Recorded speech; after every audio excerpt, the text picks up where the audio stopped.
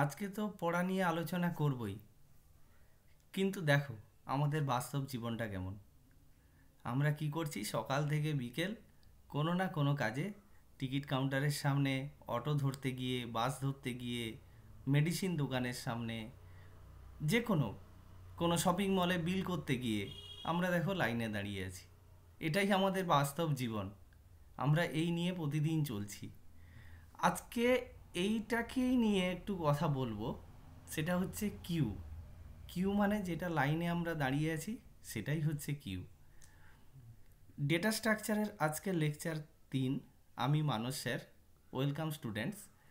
আজকে যেটা নিয়ে আলোচনা করব, আমি তো বাস্তব জগৎটা বলেই দিলাম, আমাদের বাস্তব পৃথিবীটা কেমন। সেখানে দেখো, এই ছবিটা একটু ভালো করে দেখো তো।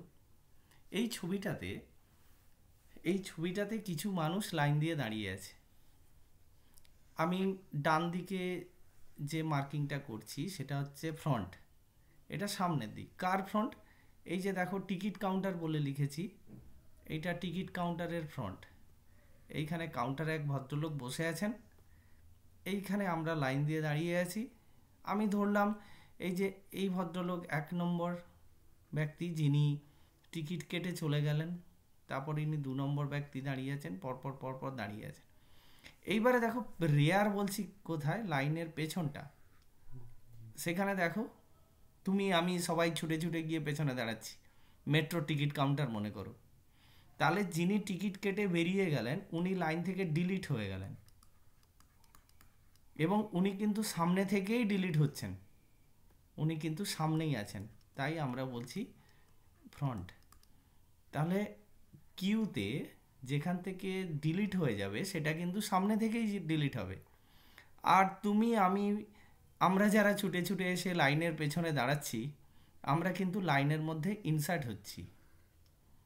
তাহলে আমরা ইনসার্ট হচ্ছি কোথায়? লাইনের পেছনে। এবার ভাবো তো, তোমাকে কেউ লাইনের এখানে দাঁড়াতে দেবে? কেউ এখানে এসে দাঁড়াতে দেবে? না, কিছুতেই না। তাহলে আমরা লাইনের মাঝে কিছুতেই ঢুকতে পারবো না। আমরা তাহলে লাইনের পেছনে রেয়ার থেকে আমরা ইনসার্ট হব, এবং আমরা সমানে এগিয়ে যাব, এবং আমরা টিকিট কাটবো। এইটাই হচ্ছে আমাদের বাস্তবে, আমরা এভাবে চলি। কিন্তু কম্পিউটার সায়েন্সে কিউ বলতে যেটা বোঝায় সেটা একই জিনিস, শুধু আমরা এগোবো না। ওখানে মনে করো আমরা একই জায়গায় দাঁড়িয়ে থাকবো, টিকিট কাউন্টার এগিয়ে আসবে আমাদের দিকে। যদি এভাবে হয়, আমরা একই জায়গায় দাঁড়িয়ে থাকবো, যেমন 1 নম্বর পার্সন ডিলিট হয়ে গেলে সেকেন্ড পার্সন এখান থেকেই ডিলিট হবেন, থার্ড পার্সন এই পজিশান থেকেই ডিলিট হয়ে যাবেন, তারপরে ইনি এখান থেকেই ডিলিট হয়ে যাবেন। এগিয়ে আর যাব না, কিন্তু রেয়ারে এন্ট্রি হবে। ফন্ট থেকে ডিলিট হতে থাকবে, ফন্ট থেকে ডিলিট হতে থাকবে, কিন্তু রেয়ারে এন্ট্রি হতে থাকবে। এইখানে এন্ট্রি লেভেল এটা।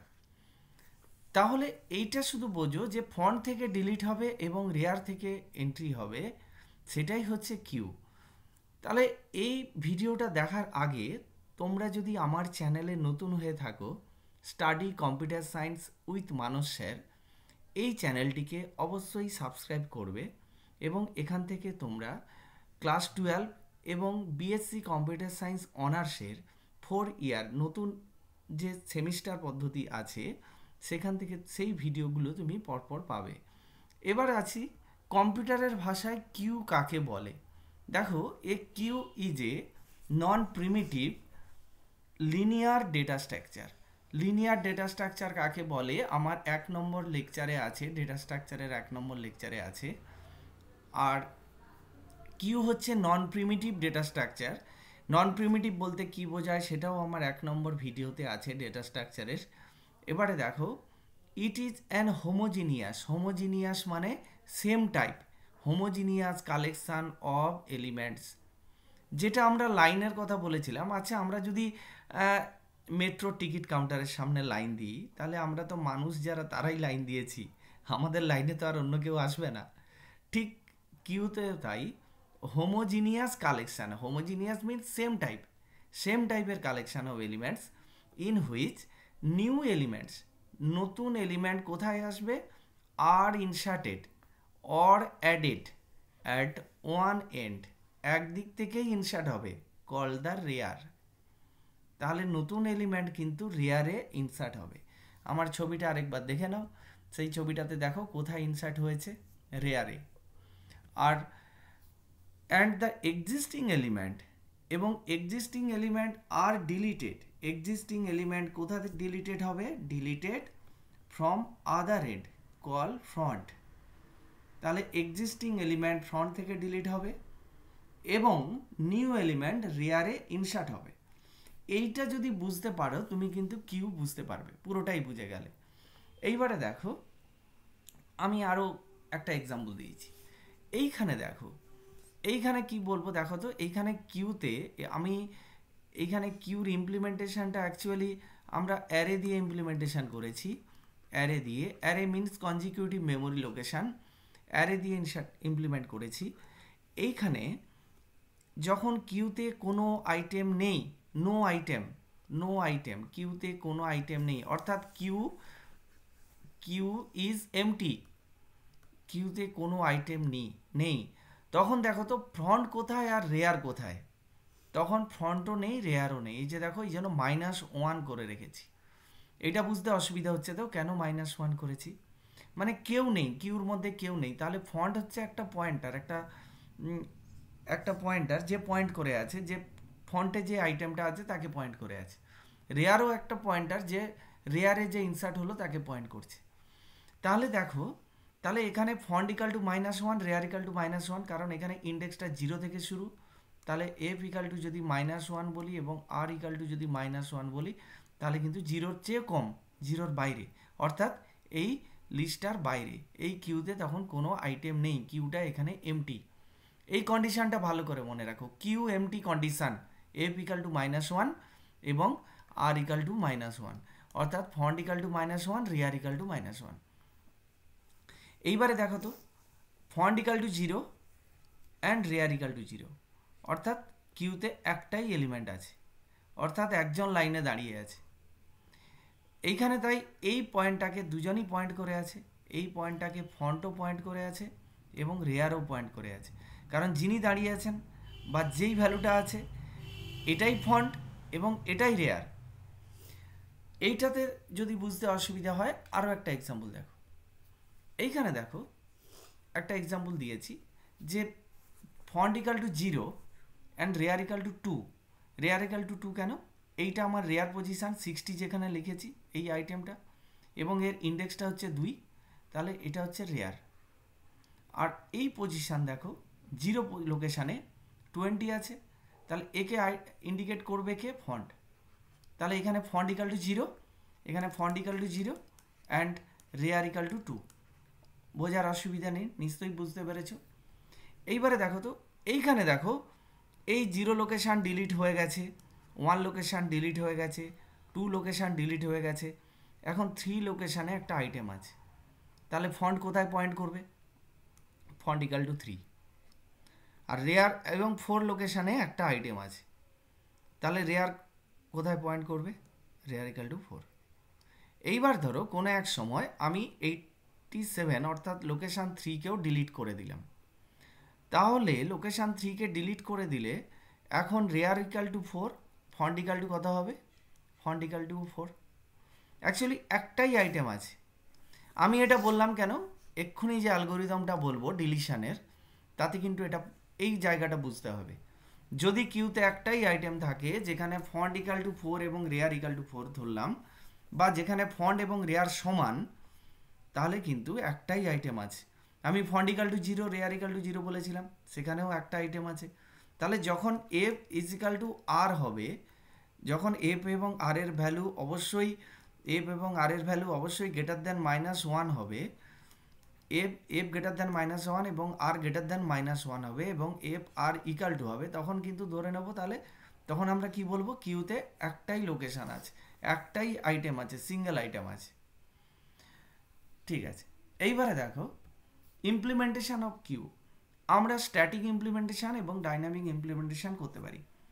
স্ট্যাটিক ইমপ্লিমেন্টেশন মিনস, এখানে static implementation of queue means array দিয়ে আমরা কিউ ইমপ্লিমেন্টেশন করতে পারি।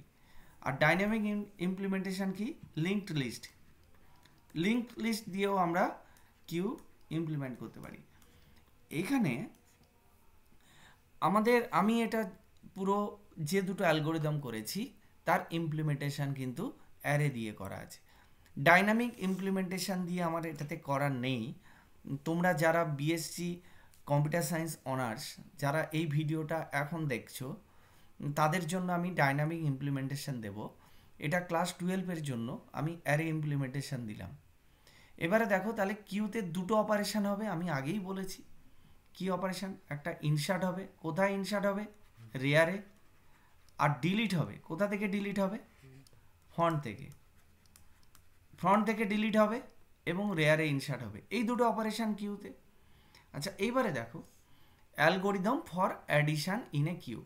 এখানে যে অ্যালগোরিদমটা লেখা আছে এখানে more than one element algorithm করা আছে, more than one element insert. এই জন্য স্টেপ 2-তে রিপিটেশন দেওয়া আছে, এই লুপটা করে দেওয়া আছে। তোমরা এই প্রোগ্রামটা এই অ্যালগোরিদমটা দেখার পর নিজে থেকে চেষ্টা করবে সিঙ্গেল এলিমেন্ট কিভাবে ইনসার্ট করা যায়। আমি করেছি মোর দ্যান ওয়ান এলিমেন্ট, তাই লুপের মধ্যে করেছি। সিঙ্গেল এলিমেন্ট করলে লুপের প্রয়োজন হবে না, শুধু কন্ডিশন চেক করব। এখানে দেখো আমাকে প্রথমে ধরতে হবে কি, এইগুলো সম্বন্ধে ডিটেল ডেসক্রিপশন তোমাকে বলতে হবে। কিউ কি? এটা হচ্ছে একটা অ্যারে। ম্যাক্স সাইজ কি? Maximum size of queue. Item কি? যে আইটেমটা আমরা ইনসার্ট করতে চাই, টু বি ইনসার্টেড, যে ভ্যালুটা আমরা ইনসার্ট করতে চাই সেই ভ্যালুটাকে আমরা আইটেম বলে একটা ভেরিয়েবলের মধ্যে রাখবো এবং সেটাকে আমরা কিউতে ইনসার্ট করব। তাহলে দেখো front equal to -1, rear equal to -1, অর্থাৎ আমি ধরে নিচ্ছি কিউটা এমটি। এইবারে দেখো repeat step 3 to step 5 until rear less than max size -1। যেহেতু আমরা 0 থেকে ধরেছি এবং rear less than max size -1 কেন? কারণ রেয়ার যদি ম্যাক্স সাইজ হয়ে যায় তাহলে কিন্তু ওখানে আর এন্ট্রি করা সম্ভব নয়। কেন সম্ভব নয় সেটা অ্যালগোরিদমটা পরপর আসছি দেখো। এখানে রিড আইটেম, অর্থাৎ আমরা যে ভ্যালুটা ইনসার্ট করতে চাই সেটা আইটেমে রিড করলাম, আইটেম ভেরিয়েবলের মধ্যে রিড করলাম। এইবারে দেখো ভালো করে, if font equal to -1, font equal two যদি -1 হয় তাহলে অবশ্যই কিউটা এমটি আছে। ফন্ট ইকাল টু -1 মানে কিউতে কোনো এলিমেন্ট নেই। তাই আমরা কি করব, ফন্টটাকে 0 করে দেবো এবং রেয়ারটাকে 0 করে দেবো, 1 বাড়িয়ে দিলাম। অ্যাকচুয়ালি ফন্ট ইকাল টু -1 মানে কিউতে কোনো এলিমেন্ট নেই। এখানে ফন্ট পয়েন্ট করে আছে -1, এটা হচ্ছে 0। তাহলে এই জন্য ফন্ট এবং রেয়ার আমরা 0 করে দিলাম। তাহলে এখন আমরা ফন্ট এখানে পয়েন্ট করছে আর রেয়ারও এখানে পয়েন্ট করছে, একই পজিশান। যদি ফন্ট ইকাল টু -1 না হয়, যদি ফন্ট ইকাল টু -1 না হয়, আমি ধরে নিচ্ছি ফন্টের ভ্যালু এখন 1, ফন্ট ইকাল টু 1, ধরো 0 1 এভাবে ফন্ট ইকাল টু 1 আছে। তাহলে ফন্টের ভ্যালু যদি -1 না হয় তাহলে রেয়ারের ভ্যালু আমরা কত জানি না। তাহলে রেয়ারের যে কারেন্ট ভ্যালু, ধরলাম রেয়ারের ভ্যালু এখন 4 আছে, তাহলে রেয়ারের যে কারেন্ট ভ্যালু সেই কারেন্ট ভ্যালুটাকে আমরা বাড়িয়ে দেব। কত বাড়াবো? রেয়ারের ভ্যালু 5 করে দেবো। এই যে দেখো, যদি ফন্ট ইকাল টু -1 না হয় তাহলে আমরা কি করব, এলস পার্টে আসবো। তাহলে রেয়ারের ভ্যালু আমরা 1 বাড়িয়ে দিলাম। রেয়ারের ভ্যালু আমরা 1 বাড়িয়ে দেওয়ার পর কি করব, এই যে দেখো কিউ অফ রেয়ার আইটেম। তাহলে ফন্ট ইকাল টু -1 হলে ফন্ট 0 রেয়ার 0 করে দেবো। তাহলে ফন্ট ইকাল টু যদি -1 হতো তাহলে ফন্টের ভ্যালু 0, রেয়ারের ভ্যালু 0। তাহলে যদি এলস কন্ডিশনে এলস পার্টে যদি না আসতো তাহলে প্রথমে কি ইনসার্ট হতো, queue of 0 equal to item. এবার এলস পার্টে যদি আসে তাহলে রেয়ারের কোনো একটা ভ্যালু আছে, তাহলে ফন্ট -1 নয়, তাহলে রেয়ারের কোনো একটা ভ্যালু আছে, তাহলে সেই ভ্যালুর সঙ্গে আমরা 1 যোগ করব এবং সেই লোকেশানে আমরা কিউ অফ রেয়ার, আমি যেমন এই 4 আর 5-এর এক্সাম্পল দিলাম, তাহলে 1 যোগ করলে 5 হবে, সেখানে আমরা আইটেম রাখবো। এইভাবে লুপটা চলতে থাকবে আনটিল ম্যাক্স সাইজ -1। যখন ম্যাক্স সাইজ হয়ে যাবে, যখন ম্যাক্স সাইজ -1 অর্থাৎ এই কন্ডিশন যখন ফলস হয়ে যাবে তখন আমি কি প্রিন্ট করবে, কিউ ওভারফ্লো। তাহলে তারপর আমরা কোনো কিউতে রেয়ারে এন্ট্রি করতে পারবো না। এটা হচ্ছে রেয়ারের মানে কিউতে, এটা হচ্ছে কিউর রেয়ারে অ্যাডিশান অ্যালগোরিদম। ফন্ট থেকে কিন্তু এখানে ফন্টের কথা কিছু বলা নেই, শুধু চেকিং আছে ফন্ট ইকাল টু -1 কিনা। এইবারে দেখো algorithm for deletion from queue. এখানে ডিলিশন করতে গেলে আমাকে প্রথমেই দেখতে হবে, প্রথমে আমাকে এই কথাগুলো লিখে নিতে হবে। কিউ এটা কি, ম্যাক্স সাইজ কি, আইটেম কি। আমি বলে দিচ্ছি ম্যাক্স সাইজ হচ্ছে ম্যাক্সিমাম সাইজ অফ কিউ।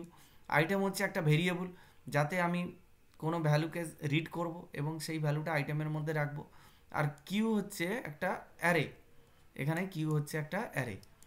ব্যাস, এইবারে দেখো, রিপিট স্টেপ 2 থেকে step 4 until font greater than 0। যতক্ষণ ফন্ট গ্রেটার দেন 0 হচ্ছে তখনই রিপিট করব। ফন্ট যদি গ্রেটার দেন 0 না হয়ে ফন্ট যদি -1 হয়ে যায় তাহলে তো কিউ এমটি, তাই না? ফন্ট মাইনাস হয়ে গেলেই মানে কিউ এমটি। তাহলে ওই জন্য font greater than equal to 0 অবধি কন্ডিশনটা দিয়েছি।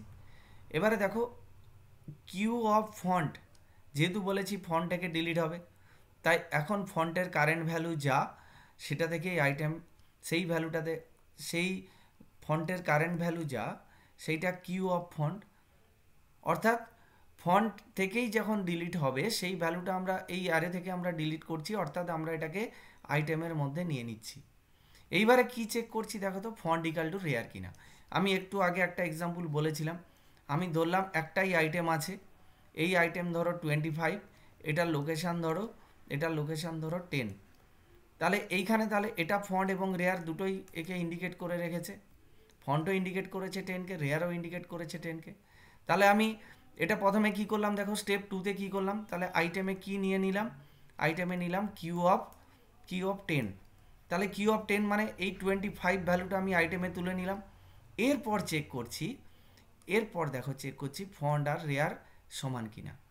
ফন্ট আর রেয়ার যদি সমান না হয়, ফন্ট আর রেয়ার যদি সমান হয়, না হয় নয়, ফন্ট আর রেয়ার যদি সমান হয়, তাহলে আমি কি করব, তাহলে আমি যেটা করতে চাইবো সেটা হচ্ছে ফন্ট ইকাল টু -1 এবং রেয়ার ইকাল টু -1 করে দেবো।